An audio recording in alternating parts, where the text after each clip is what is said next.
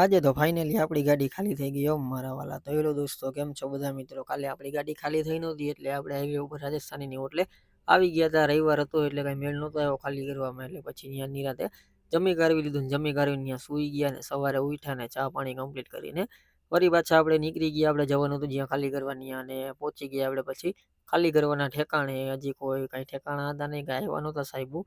10-11 વાગે એ લોકો આવે એટલે પછી આપણે એની રાહ જોતા હતા આવે પછી ખાલી થાય તો હવે નવરા બેઠા બેઠા આપણે નાસ્તો લઈ આવ્યા હતા. પાર્સલ કરાવ્યા હતા આલુ પરાઠા અને દહીં ને. મેં કીધું હાલો નાસ્તો તો કરી લઈએ, હવે ખાલી કરવાનો ક્યારે મેળ આવે. પછી 12 વાગતા આપણી ગાડી ખાલી કરવા માટે લગાડી દીધી ને ખાલી કરતા 2 કલાકમાં તો ખાલી કરી નાખી ને પછી આપણે વળી પાછા નીકળી ગયા હાઈવે ઉપર જવા માટે અને આવી ગયા એક ટોલ નાકે. ફૂલ ગરમી હતી, તડકો હતો એટલે મેં કીધું લાવે કાં તો બદામ શેક મારી લે, થોડાક ટાઢા થઈ જાય ને પછી આપણે અહીંયા ટોલ નાકે જે છાંય રાખી દીધી. 2-3 કલાક રેસ્ટ કરી લીધો અને પછી આપણે પાછા આવી ગયા મારવાડીની હોટલે, રાજસ્થાનીની હોટલે.